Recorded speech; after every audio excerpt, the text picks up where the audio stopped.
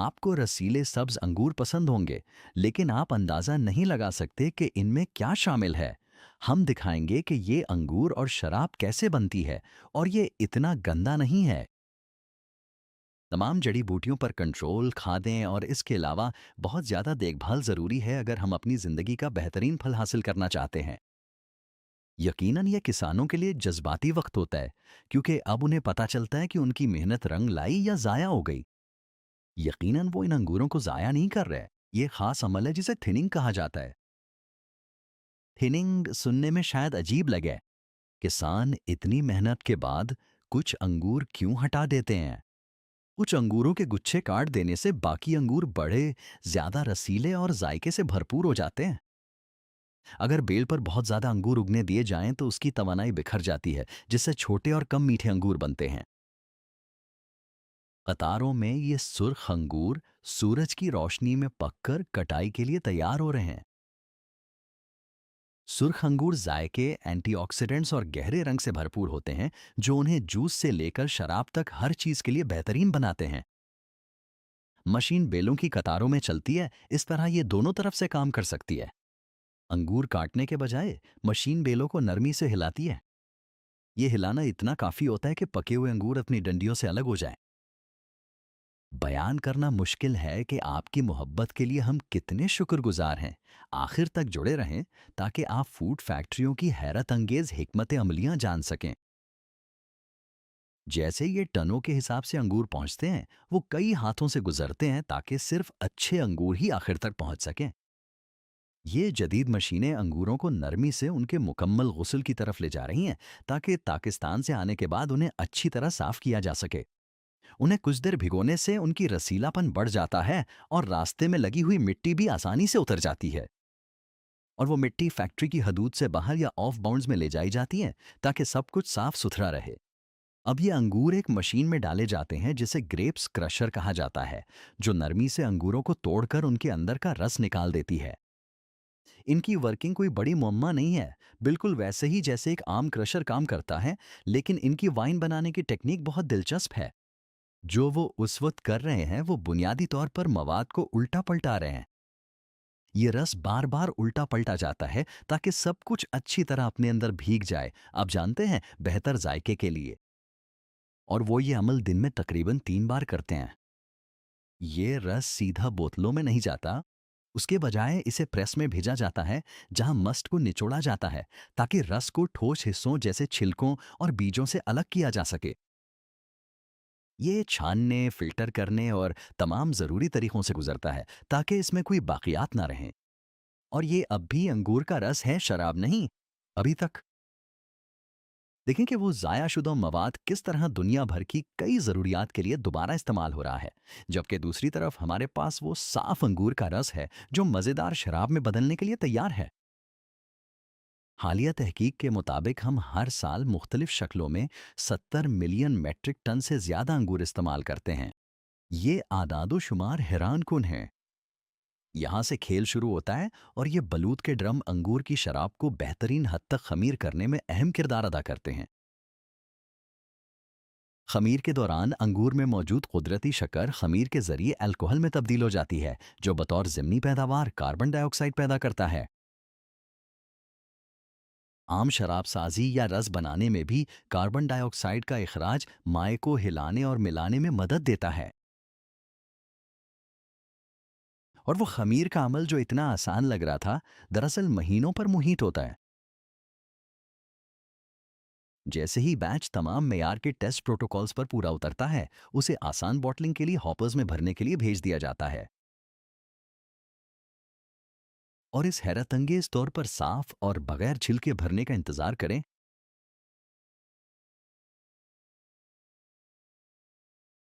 एक बार जब बोतलें भर दी जाती हैं, सील और लेबल कर दी जाती हैं, तो उन्हें डब्बों में पैक कर दिया जाता है। परेशान ना हो, ये आप तक जल्द पहुंचने वाली हैं।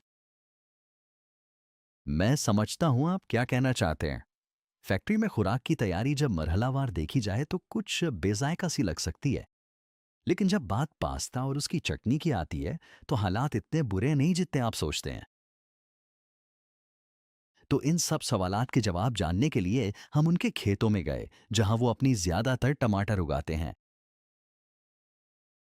इससे पहले कि एक भी टमाटर फैक्ट्री तक पहुंचे, खेतों में कटाई की दौड़ लगी होती है। ये बुनियादी तौर पर एक देवाहिकल मशीनी दोस्त है जो टमाटर के पौधों की कतारों में घूमता है, बेलों को इतनी तेजी से हिलाता है कि सिर्फ सबसे ज्यादा पके हुए टमाटर ही गिर जाते हैं। ये हार्वेस्टर्स वाइब्रेशन टेक्नोलॉजी इस्तेमाल करते हैं। ये पौधों को इतना हिलाते हैं कि पके हुए टमाटर आसानी से अलग हो जाए, जबकि कच्चे टमाटर वहीं रह जाते हैं। हाँ भाई, अब आते हैं इस मज़ेदार चटनी बनाने पर। और यहाँ तक कि फैक्ट्री में बनी हुई चटनी भी इतनी ही मज़ेदार लगेगी। हर चटनी बनाने वाली फैक्ट्री का एक उसूल होता है। जितना टमाटर ताज़ा होगा, चटनी उतनी बेहतर बनेगी। इसलिए वो ताज़ा टमाटर साफ करते हैं और फौरन काट कर प्यूरी बना लेते हैं। अब इस सुर्ख चटनी में सबसे अहम चीज़ लहसुन है। और तमाम खुदकार निज़ाम इस्तेमाल करने के बजाय मजदूर छिल्ले और कटे हुए लहसुन के जवे हाथ से तलते हैं। वो बस लंबे दस्ते वाले धात के चम्मच पकड़ते हैं और लहसुन को हिलाते रहते हैं ताकि वो चिपके या जल ना जाए। उन्हें तवाजुन बरकरार रखना होता है और ये एक महारत है जो मश्क से आती है। क्या आपको लहसुन के तड़कने की वो आवाज़ पसंद है? और इसकी खुशबू का तो जिक्र ही ना करें।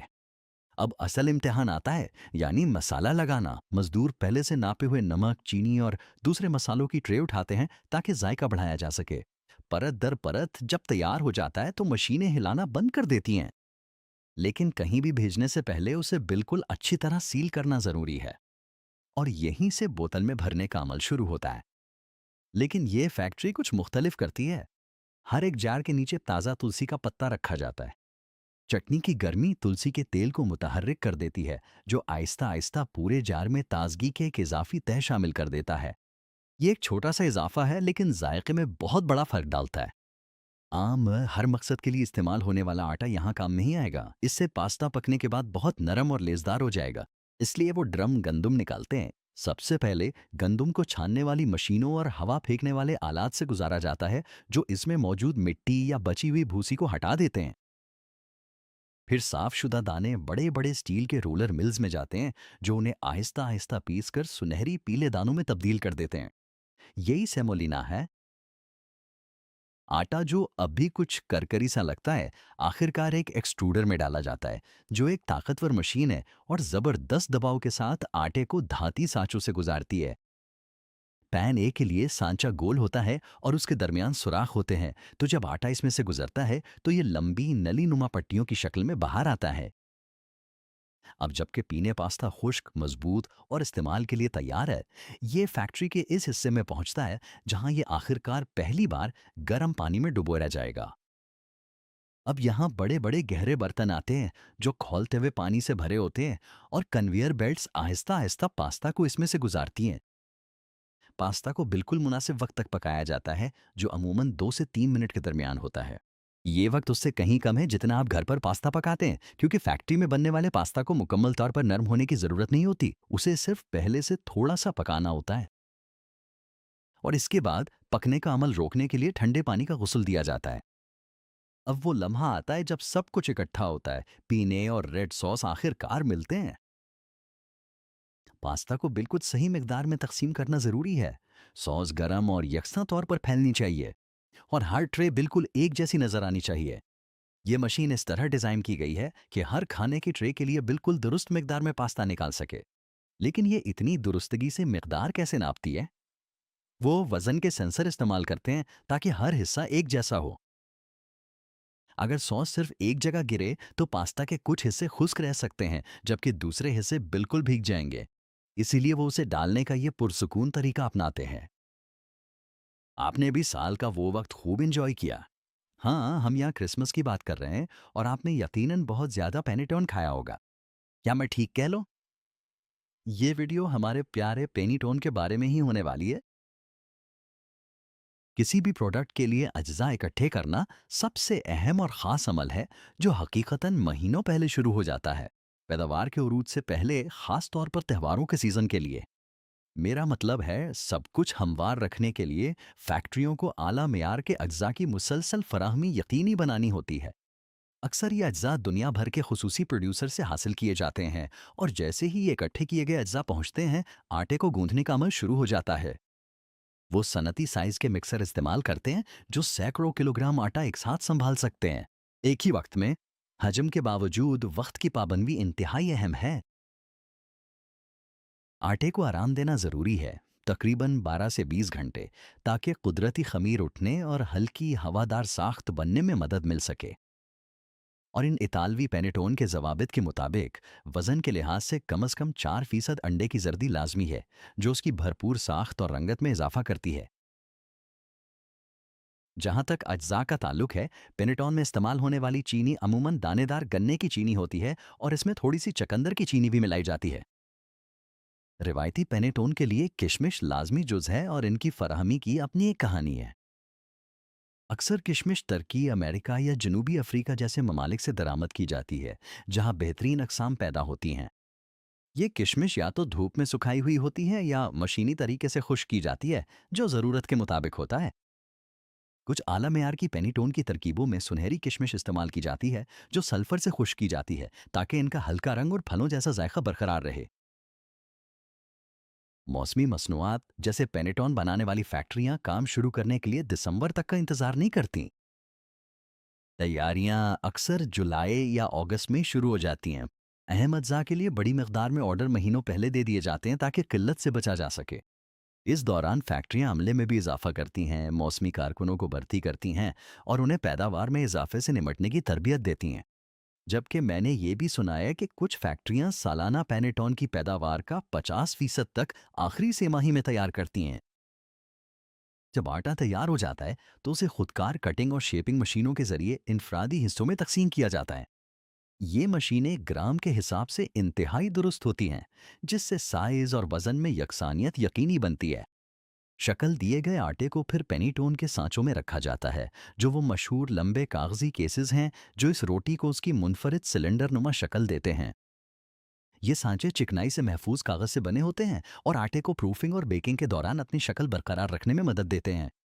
मुगज़ी आटे को हिस्सों में तकसीम करके कागजी सांचों में रखा जाता है, जहां उसे एक और तवील प्रूफिंग के लिए छोड़ दिया जाता है। इससे फल और दीगर अज्जा आटे में मुकम्मल तौर पर जम हो जाते हैं जब वो फूलता है। पेनीटोन को बड़े ओवन्स में पकाया जाता है, जो एक वक्त में सैकड़ों रोटियां संभाल सकते हैं। इन ओवन्स में घूमने वाले रैक या कन्वेयर सिस्टम लाजमी होते हैं, ताकि बेकिंग यकसा हो सके। पनेटोन के गुंबदनुमा ऊपर वाले हिस्से को अक्सर बेक करने से पहले हाथ से काटा जाता है, ताकि वो यकसा तौर पर फूल सके। बेक होने के बाद पेनेटोन की रोटियों को एक मुनफरद तरीके से ठंडा किया जाता है, जिसे उल्टा रखने का तरीका कहा जाता है। इससे ये यकीनी बनता है कि नाजुक और हवादार साख्त ठंडा होने पर बैठ ना जाए। इस अमल के दौरान वो खास रैक इस्तेमाल करते हैं, जिनमें हुक्स होते हैं, जो रोटियों को अपनी जगह पर थामे रखते हैं। ठंडा होने में कई घंटे लगते हैं, और अगर ये मरहला छोड़ दिया जाए तो रोटियां भारी और बैठ सकती हैं। तातीलात के मौसम में फैक्ट्रियां अक्सर 24 घंटे चलती हैं और शिफ्टें मुसलसल जारी रहती हैं, ताकि तलब पूरी की जा सके। उन लोगों के लिए जो कम फल वाली पेनेटोने पसंद करते हैं, चॉकलेट से भरी हुई पेनेटोने एक मकबूल मुतबादिल है। इसके लिए वो कुछ आला मयार की कोको बीन्स इस्तेमाल करते हैं, जिनमें कोको बटर की मिकदार ज़्यादा होती है, जो आसानी से पिघल जाती है, लेकिन आटे में मुकम्मल तौर पर हल नहीं होती, जिससे मज़ीद जायका आता है। चॉकलेट पीनटोन अमेरिका और एशिया जैसी मार्केटों में भी मकबूल है, जहां फलों के बजाय मीठे जायके चाहने वाले इसे ज़्यादा पसंद करते हैं। एक बार जब आटा तकसीम कर लिया जाता है, तो हर हिस्से को ढीले गोल शक्ल में तैयार किया जाता है। ये सतही तनाव पैदा करता है, ताकि आटा प्रूफिंग में बराबर फूले। ये आराम का वक्त ग्लूटन के ढांचे को मुकम्मल तौर पर तैयार होने का मौका देता है, जो पेनेटॉन को इसकी लचक और मजबूती फराहम करता है। आला मेयार की पेनीटोन के लिए मजदूर आटे के हिस्सों को हाथ से संभालते हैं, ताकि उसकी नाजुक साख्त बरकरार रहे। सेब के बागात में अब कटाई का वक्त है। इंतजार करें, क्या वो स्टोर से खरीदी हुई कैरमल सेब के लिए? यार, तुम मजाक कर रहे होगे। ये कौन सा रीता है? अच्छा, मैं तुम्हें यहीं रोक देता हूँ, इससे पहले कि तुम फैसला करो। आओ इन्हें एक मौका देते हैं कि वो साबित करें कि इस बार हमें उनसे क्यों खरीदना चाहिए। दरख्तों से सेब निकालने के लिए वो कुछ दिलकश तरीके इस्तेमाल करेंगे। ये कोई ऐसी चीज नहीं है जो आप हर जगह आम तौर पे देखें। तो ये अमल एक मशीन से शुरू होता है, जिसे मैकेनिकल ट्री शेकर कहते हैं, और ये बिल्कुल वही करती है जैसा उसके नाम से जाहिर है। ये एक ताकतवर क्लैंप के साथ दरख्त के तने को पकड़ती है और इसे तेजी से काबू में रखते हुए हिलाती है। सिर्फ चंद सेकंड में सैकड़ों सेब एक फलों की बारिश की तरह बरस पड़ते हैं और जमीन पर हल्की सी थपथप की आवाज के साथ गिरते हैं। ट्रक इन्हें बड़े डब्बों में ले जाते हैं जो एहतियात से इस तरह रखे जाते हैं कि गैर ज़रूरी चोट ना लगे। लेकिन जैसे ही वो फैक्ट्रियों में पहुंचते हैं, उन्हें पानी में डुबो दिया जाता है। अब जब सेब एक कन्वेयर बेल्ट पर आगे बढ़ते हैं, तो वो नरम ब्रिसल वाले घूमते ब्रशों की एक कतार से गुजरते हैं। ये ब्रश ना सिर्फ सफाई करते हैं, बल्कि सेब के अपने हिफाजती कुदरती मोम को भी हटा देते हैं। ये मोम अगरचे दरख्त पर सेब की नमी बरकरार रखने के लिए बेहतरीन है, लेकिन कैरमल के लिए ये एक बड़ा मसला है। इसके अलावा सेब एक ताकतवर खुश्क करने वाले निज़ाम से भी गुजरते हैं। सिर्फ बेहतरीन सेब ही छांटी के बाद अगले मरहले तक पहुंचते हैं, जहां उन्हें उनकी खास लकड़ी की छड़ियां लगाई जाती हैं। वो एक मशीन से गुजरते हैं जो उन्हें कतार में सीधा कर देती है, डंठल वाली तरफ ऊपर की जानिब। अगर आपने कभी सोचा है कि कैरेमल सेब में छड़ी हमेशा बिल्कुल दरमियान में क्यों होती है, तो इसकी वजह यह है कि फैक्ट्रियां छड़ियां बेतरतीब तरीके से नहीं लगाती। इन छड़ियों को देखें, ये बर्च या बांस से अपनी मजबूती और हमवार साख्त की बिना पर बनती हैं।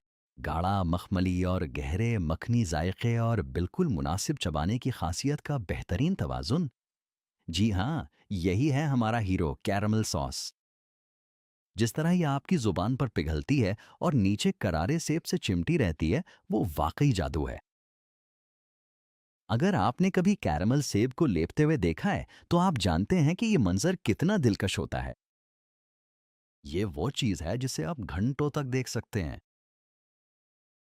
फिर एक एक करके वो गरम मखमली कैरमल में उतरते हैं। जैसे ही सेब कैरमल से टकराता है, वो होले से सेब के गिर्द एक चमकदार तह बनकर लिपट जाता है। जैसे ही सेब कैरमल के घुसल से बाहर आता है, उस पर गिरियां चिपक जाती हैं। अब इन्हें एक गेंद-नुमा प्लास्टिक पैकिंग में लपेटा जाने वाला है, जो अंदर से खोखली होती है, क्योंकि सिर्फ सही पैकिंग ही उन्हें ताज़ा रखती है, चिपचिपाहट से बचाती है और उन्हें उतना ही दिलकश बनाती है जितना कि उनका जायका है। हर एक सेब को अलग-अलग शफ़ाफ़ प्लास्टिक के खोल में लपेटा जाता है, जो बिल्कुल सेब की शक्ल का होता है।